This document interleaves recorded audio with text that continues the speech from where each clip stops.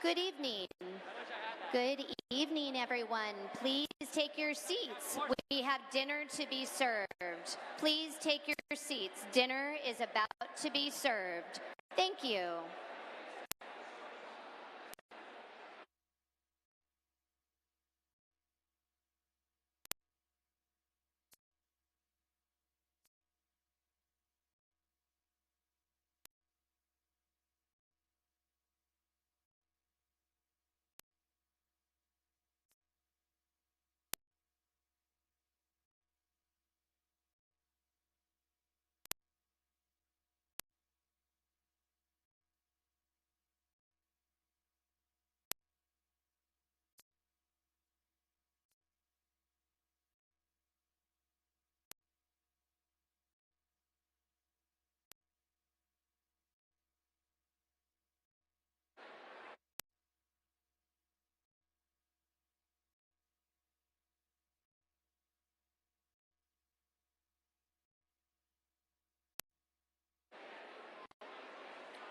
Good evening. Hello.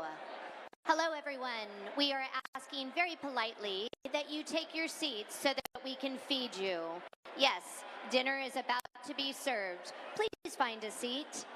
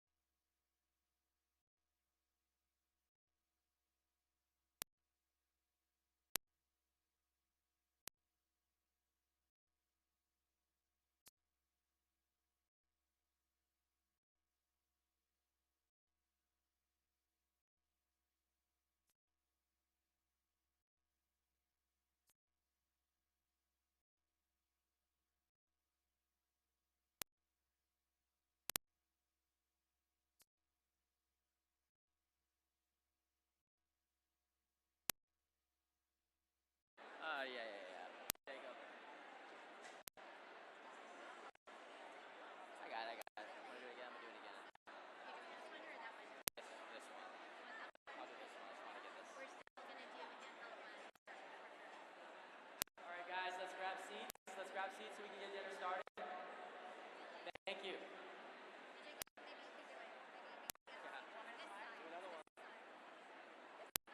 Everyone, let's grab seats if you can.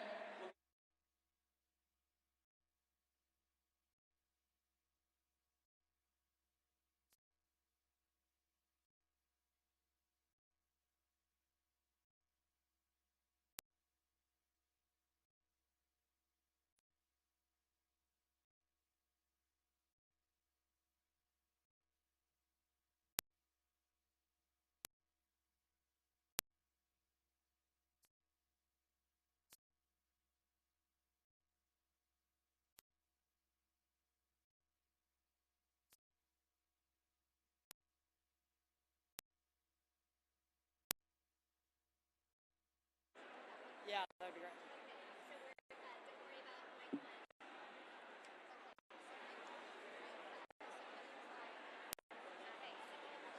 Oh.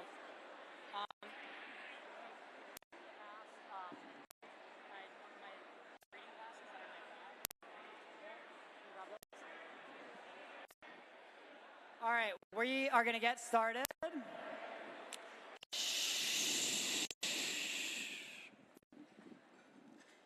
Thank you. Last year's Hill and Valley Forum took place on the eve of the TikTok CEO's testimony before Congress.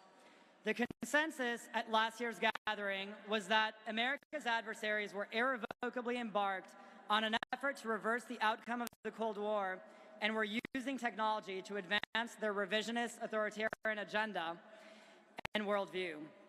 The more quiet consensus was also that America could fail to take the big steps needed. TikTok would never be dealt with, most believed, because it was too popular, and it was already ingrained in the lives of millions. It was already ingrained in the lives of millions.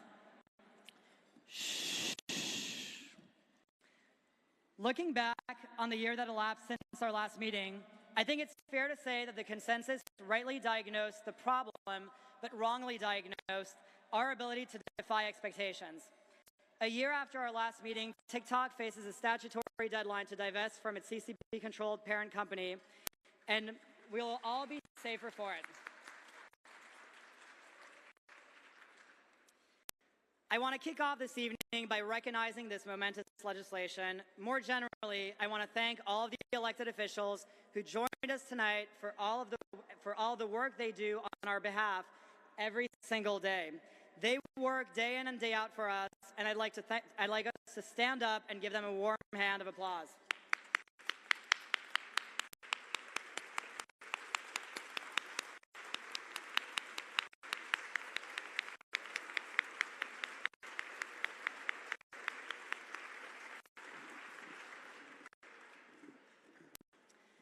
The legislation passed to address the threat posed by TikTok was the rational response to a trend set in motion by China's blurring of the line between its private sector and its public sector. For too long, some in private industry watched relations between the US and China deteriorate and hoped to be Switzerland and remain neutral, but in practice being neutral often meant being equidistant between Washington and Beijing. It meant companies saw themselves as global and detached from their American origins. I'm happy to say that I think the era of Silicon Valley's neutrality is over. This forum was conceived for companies and innovators unabashedly on Team America, and it's a sign of the times to see this community grow from where it started 3 short years ago. The partnership between Silicon Valley and Capitol Hill is arguably more important now than it's ever been. It's been 80 years since America has fought a great power war. That's the same amount of time that elapsed between the Civil War of the 1860s and World War II. Just think how profoundly different the world was and how profoundly different both wars were in that 80-year window. Technology today is accelerating on every front and completely is transforming the character of warfare. History teaches us that periods of rapid technological change can lead to major shifts in the global balance of power. Upholding American deterrence in the decade ahead will require America to convert today's rapidly rapid technological change into hard power. In other words, keeping peace means reinventing war, and technology is the key. George Orwell once said that if liberty means anything at all, it means the right to tell people what they don't want to hear. I wrote in my book that the US-China relationship was in an intractable technology war. Almost 3 years elapsed since then. I'd like to share another forecast. The US and China gray war has entered a new phase amounting to a technological arms race to transform the face of war. And it's unclear who's ahead and who's behind, but if the US falls behind, war could reach the Pacific and the unthinkable could start unraveling before our very eyes. Technology isn't a detail, it's the whole game. A key test for our country is now to stay ahead beyond any reasonable doubt. Before I invite Dr. Karp and Congressman Torres to say a few words, I'd like to end by thanking my Hill and Valley Forum partners and co-hosts, Delian Asperhuov and Christian Garrett.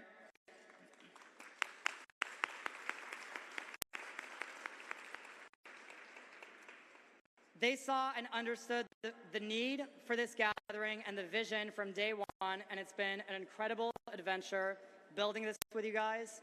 The Hill and Valley Forum is first and foremost a friendship. It started with a friendship of 3 and grew into something much bigger. One founder referred to it as a movement, and I don't disagree. We intentionally remove gatekeepers and most lobbyists because we believe in the power of authentic, direct friendships between innovators and policymakers. Not everyone in this room agrees on everything, and that's a good thing, but let's all agree that as long as the future is built in America, America will be the future. And now, without further ado, I'd like to invite Dr. Alex Karp, the CEO of Palantir Technologies, and Congressman Ritchie Torres for tonight's first informal discussion. Let's give them a warm hand.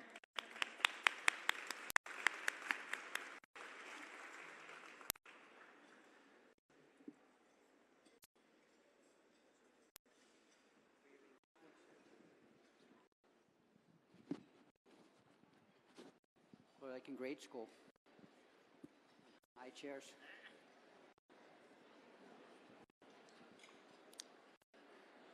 So thank you for giving me the honor to interview you. So I think when I think of Alex Karp, the word that comes to mind is fearlessness. You're fearless in a world of fear. You project moral clarity in a world of moral confusion. And I believe that the greatest threat to our democracy is not the far left or the far right, but it's the center that lives in fear of the extremes. Right? We see so-called leaders in higher education, in corporate America, in American politics that live in fear of students and faculty and employees. And what I find striking about you is that you refuse to live in fear. Right? You speak with moral clarity. And so I'm curious, why do you speak out when others choose to remain silent? Where does that come from? Well, first of all, I'm hugely honored to be here and very honored to be on stage with you. And I remember, I met you the first time a couple weeks ago, and I've read a fair about you, and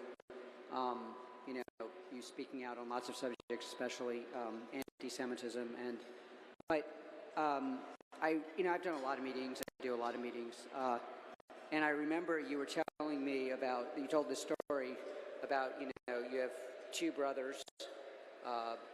Both of whom are in and out, I think are still in prison. And then you went to the person who put them in jail and said, hey, you owe me, you got to help me get my election started. And we may have to switch, actually. It's like sharing. Yeah. It's like sharing an illicit substance. I left that meeting really super motivated, because I think a lot of the people on both sides look past and don't have enough empathy with the average person. And so I'm hugely honored to be here, because what I saw in that statement was you actually care about people like your brothers and literal brothers and what actually happens to them, not some theoretical agenda that you might have learned by heart at an elite school but may not believe in or absorb the consequences of. And I thought that was one of the more motivating interactions I've had, and hugely honored to be on stage. Is it really loud, or is it just me? It's like, I feel like, you know, I think it's like almost like out of a movie. And you know, it's interesting. One of the ways you test for dyslexia, if you have someone who doesn't speak English, is you give them something to draw, and then you give them ambient noise, and then they stop drawing. So I'm hugely dyslexic, and I might go off even more off course. You know, I don't think I'm that I don't really see myself as courageous. He's referring to, you know, we were the first people in defense tech. We were the first people in Silicon Valley to push back against, people who thought we shouldn't support the government. I was the first person in Ukraine. I've been openly pro-Israel. I lambast people who attack minorities of all kind, but in this case especially Jewish people. And I built together with my co-founders, one of whom is here, and Palantirians, not just Palantir, but almost every defense tech company that's succeeding is somehow succeeding with Palantirians. And I think there's a link between disruptive products and clarity inside your culture and clarity outside your culture. And so that if you want to actually build something that will change the world for the better, whether that's fighting terrorism with civil liberties, targeting our adversaries in software, and or building a successful commercial business, the standard playbook is you kind of build a thin product, you take the product, and then you hire salespeople, and you wander around the world pretending you believe in things you don't believe in. And I don't think that actually works very well. And will not work in an enterprise, and you will not attract and retain the best engineers, certainly not in year 20. Right now, Palantir is one of the most competitive environments in the world for the best talent. Harvard, Yale, and Stanford I'm pro-Stanford, but their degree was more valuable than a Palantir degree. It's not now. And that's simply because we are honest on the inside and honest on the outside. And a lot of these things that people advocate for, like taking over Columbia's university and discriminating against people who are Jewish, are either done by people who are fallen into the pit of the thin religion that they identify with their narrowly defined identity, or by people who don't believe in it. And if you subscribe to those ideologies, you will never attract the best and the brightest and the most interesting people. In fact, I have a lot of relationships here that are quite powerful. And in most cases, it's because truly interesting, talented people don't want to hear some thin BS that they do not believe. And if they did, of course, we all have to listen to things that we think are inane. That's part of how you survive in this world. But it's quite refreshing to hear something that is obviously not inane. And then you build great relationships. So I don't know.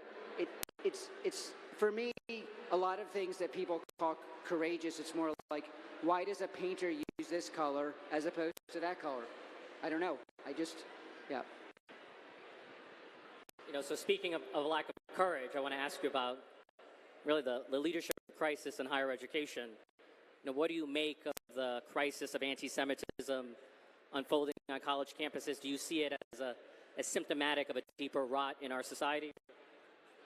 I don't think it's a deeper rot in our society. I do think it's a deeper rot in our elite educational institutions. And I personally believe one of the more fascinating things about the obvious um, dysfunction of and hate in our especially elite schools is if you leave the tethering of what our founding fathers set up and broadly speaking liberalism, you would think you would fall down a story or two, but you actually fall back to what amounts to a pagan religion. And they believe this religion. It's like, it is not the case. And one of the more interesting things about that religion is that you can simultaneously dedicate yourself to the eradication of prejudice and prevent people who come from a group that's been discriminated against for 3,000 years from entering the building, and you don't see a contradiction. So you can ask, what is it about that religion that reduces their cognitive capacities to the point where the obvious contradiction of being an institution dedicated to the eradication of basic human impulses, which includes prejudice of all kinds, which everybody in this room would celebrate, and simultaneously embracing the most apparent and radical discrimination you've ever seen. If you asked a university professor, what would you do if a group experienced this, most non-gun-wielding intellectuals, of which I am a member, would say, I'd go get a gun. But not in this case. And so and I also think we in this room and other places, we bear responsibility, but the main responsibility we bear is to call out.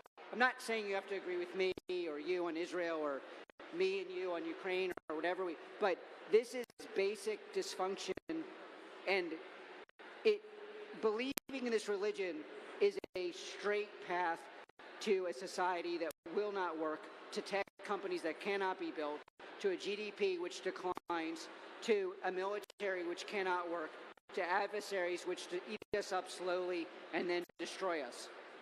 And to the extent you agree with that, especially like historically, I have a PhD from a German university. I come from a progressive family. I've been a donor to many, certainly almost every progressive in this room. I am a large supporter of Biden. We have to speak up. This is, in a weird way, our battle. This is happening on our watch. Those universities claim to be progressive. They are not progressive. And we should not allow this to happen in our name, which is de facto what is happening. And it is absolutely wrong and disgusting to allow overt discrimination at institutions we pay for of any kind. And we have to stand up, especially those of us who have PhDs, who are part of that environment, who know that environment on the inside, like I do. That's our battle. And especially if you have, you've been, had some kind of success, it's time to use it. And those voices may be too small, but I do think we're at a crescendo event with especially what's happening at elite universities, if only because all of us know their value because we participated in some way at those universities. And the best things that have happened to our country, i.e. Silicon Valley as an example, is only possible because of elite educational institutions, broadly defined, including the small colleges, University of Illinois, technical training that happened in our country. That was also and is the magnet of this world. Like if you look at the tech community and the people who are hosting this conference, we are either disproportionately from abroad or have spent a lot of our lives abroad, and we are very appreciative of this country and its educational institutions. I've heard you use a phrase repeatedly, non-playbook players. Can you elaborate on that concept? Well, I was talking, I often, I often get, I especially in Europe, because I spent a lot, I speak German, I did a PhD there, and to a lesser extent in France, but often abroad, like in Germany, the question is, what went wrong and how can we fix it? They have almost no GDP growth. There's basically minimal tech scene. If you took a table here, any random table, the tech scene at the table would be larger than all of Germany. And one of the things that is we have as a resource here is we generate people who can act without a playbook. Like, to build an important institution, a tech company, one that's disruptive, as an example, you have to build things where there is no one that can teach you how to build it.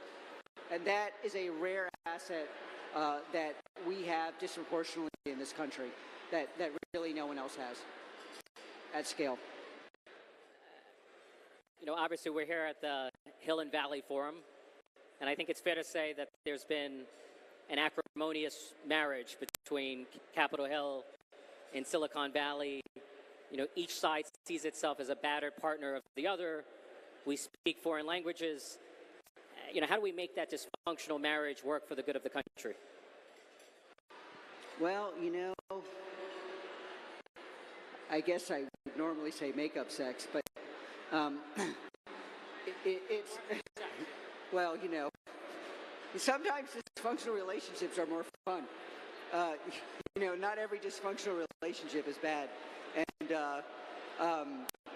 I think the relationship is a lot better. I mean, look, I have a lot of complaints, but I think it's structurally a lot better than in most countries. My experience with legislators is quite positive, actually. You have to establish that you are aligned broadly with America. And many people in the House and Senate are actually technical experts. You have, in our case, a lot of people who work in the staff. Some senators and congressmen are ex-military or have dedicated themselves to the military. And, you know, there are a number of people in the Senate, especially, but also in the House. If and when they fire me at Palantir and they randomly called and said, "Do you want to have a beer?" I'd be like, "Great." Everyone, can we get everyone to just quiet down so that we can respect our speakers and listen to their insights? So, Shh. There we go. wow. Thank you. That's respect. Thank you. I'm not used to this. Because I'm feeling a lot better before. It's like, you know, I'm back to being a startup founder. You scream, no one listens. You scream, no one listens. You talk, no one listens. Everybody's like, I have a meeting with cockroach.com. They're a really successful business. They're going to take over the world. Yeah. So, you know, the world is changing rapidly at a pace and on a scale that we've never seen before, especially with AI. We could just start over the internet, do the whole thing from the beginning. Yeah. Do you have confidence in the federal government's ability to adapt to a world of exponential change? Look, you know, you can always compare things in absolute or relative terms. Of course, the U.S. government could do better. But if you compare the U.S. government to any other government, our product is used basically everywhere in the Western world, with some restrictions we self-imposed. We never sold to adversaries, obviously not to China, Iran, Russia. If you compare the U.S. government as procurement to any country of relevant, even comparable size, we're much more meritocratic. The U.S. government has ways of procuring things when it really wants it. And yet, we obviously need to do better. We obviously need ways of verifying what things are working. You know, obviously the U.S. government buys a lot of things that it shouldn't buy. And, you know, if we're looking at a tightening budget and in general, if we want to outperform China, we're going to have to actually purchase things that are built by things that, you know, that America does well, primarily software. And those things have to be proven on the battlefield or proven commercially. There is no watching a PowerPoint and buying the best software. You have to actually test it. That's what Israel does. That's what Ukraine does. That's what our DoD does in part, but not always. And then you have to be able to scale it quicker. one of the big challenges, a lot of the challenges are just software challenges, the way institutions are run. Institutions love lots of hierarchy. Software likes meritocracy. Institutions like the idea you'll have multiple people providing the same product. By and large, in software, there's one person, one company that provides one product. Large institutions, the U.S. government doesn't like that. Software is built by people that tend to be very focused on saying things that are annoying, obnoxious, unpleasant, and true. Large institutions don't always like to interact with people like that. Software, Silicon Valley is built on attracting and retaining people who are between 1 in a million and 1 in 100,000 at whatever they do. But they may be the 1 in 100,000 bad at explaining to a general or someone how they would actually implement the system. It's a huge cultural shock. And a lot of what has to change is not even stuff that has to be mandated. It's just like you have to learn to like or at least work with the people that produce the most valuable thing. And for us in this country, that is deployable and usable technology, especially technologies, hardware and software that are powered by companies that are younger and built all across America, disproportionately in Silicon Valley. And that's like when you're building a business, you really do grow to like the people who perform very quickly, or you will not have a business. And, at Palantir, as an example, I manage the most interesting, difficult, and in times off-kilter people you could ever imagine. And we have built some of the more interesting products in the world, and it would not be possible without those people. And you can't just say, well, that person's annoying, that person has views I don't like, that person can't integrate. Yeah, but they build the best products in the world.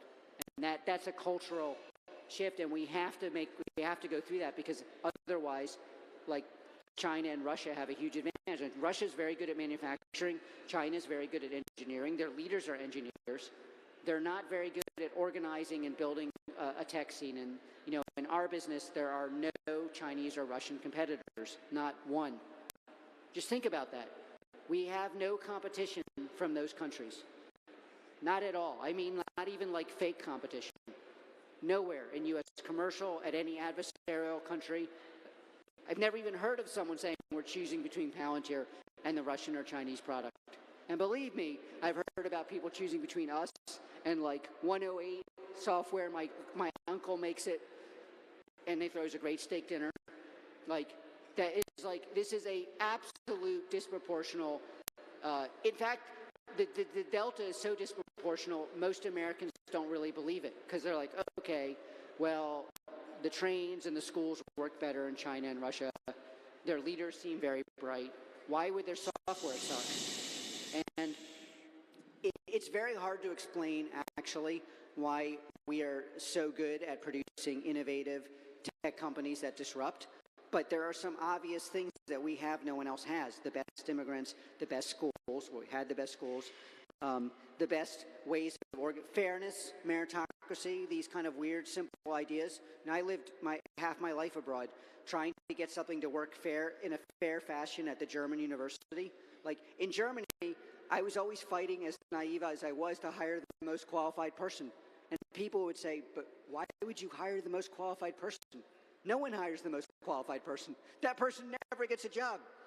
I'm like, okay, I guess I'm just American, but in America, we occasionally hire the most qualified person. And like, these things metastasize and give you a structural advantage that is truly unique. And our basic job as tech leaders and leaders who care, and in Congress, people who care, and people who are actually courageous,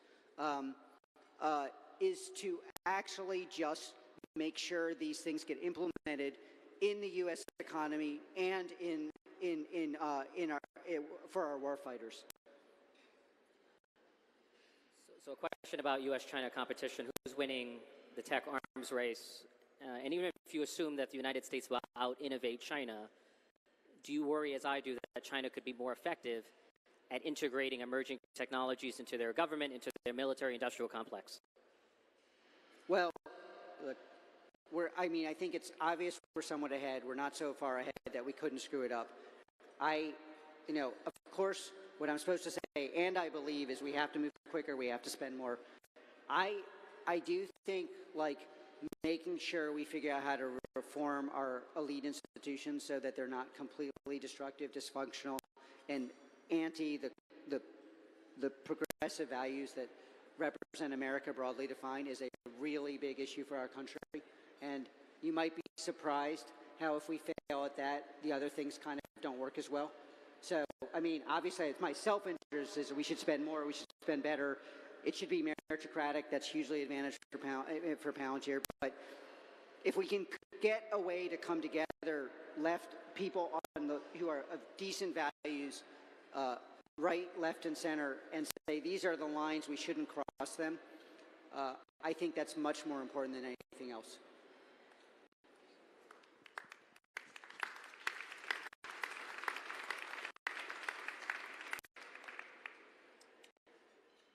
There are commentators who worry about generative AI, large language models.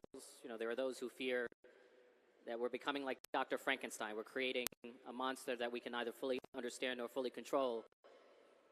And I get the sense that despite the fear of the unknown, you feel like we should embrace what you've described as this Oppenheimer moment. So can you talk about that?